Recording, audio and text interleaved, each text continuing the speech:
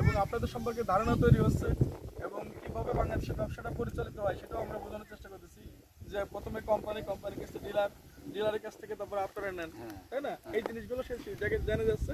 ভবিষ্যতে হয়তো আমরা ওদের দেশের বেশি ভালো হয় ভুট্টা, তারপরে যে দুনিয়া, যেটা পাতা দুনিয়া বলি আমরা, মরক্কো দুনিয়া, এইগুলো খুব ওরা মানে সারা বিশ্বের মধ্যে ওরা পাস। তো সেইগুলোর জন্য ওদের সাথে হয়তো আমরা আগামী হিসাবে দেখা যাবে আরো ভালো ভালো বীজ পাবেন আপনারা। এই আশা আমাদের জন্য দোয়া করবেন যেন আমরা ওদের সাথে ভালো করে কাজ করতে পারি, আমরা ভালো ভালো জাত আপনাদের উপহার দিতে পারি।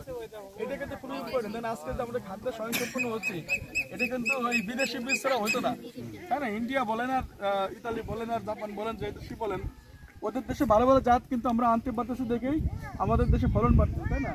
কারণ আগে যে দেশে যে দেবমণি পরাঙ্গি যেসব ধান ছিল আপনাদের ছিল না, ওই ধান চাষ হলে কি আমরা সবাই ভাত পাইতাম, তাই না?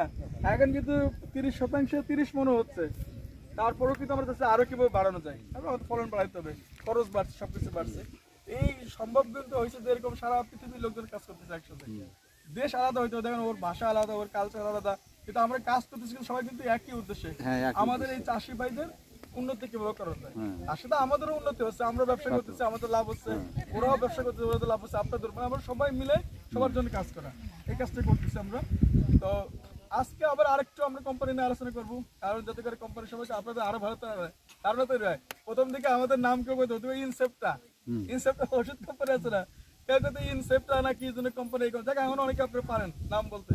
সেটা আগামীতে আপনাদের মনের গভীরে আমরা পৌঁছাতে চাই, যে যেন দোকানে যায় বলে যে না আমার ইনসাফই লাগবে, অন্য কোনো বীজ হলে নিবো না, আমরা উস্তের বীজ কিনবো না, আমরা ইনসাফের 1326 কিনবো, কিংবা ইনসাফের 1020 উস্তে কিনবো, তাই তো? কিংবা মহারাজা মিষ্টি কুমড়া কিনবো। মহারাজা কিনছেন নাকি এখানে? আপনারা কিনছেন? এটা ওনা জানে মহারাজা ফলন কেমন? ভালো কেমন, মানে এটা কি ফলনের দিক দিয়ে, রোগবেলার দিক দিয়ে তোমার ওয়েটটা অনেক ভালো না?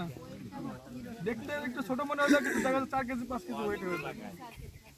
এটা আবার বাজারে বিক্রি করতে পারে না।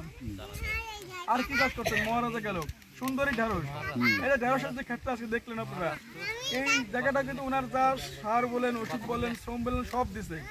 এখন বেচেন কথা বললেন 20,000 টাকা, 20,000 টাকা অলরেডি সে বিক্রি করছে, কিন্তু যদি বীজটা ভালো না হয়তো কিছুই হচ্ছে না, তার শ্রম কিন্তু একই গেছে। হয়তো ধরলাম যে আমি এই বন্ধুর সাথে 10,000 টাকা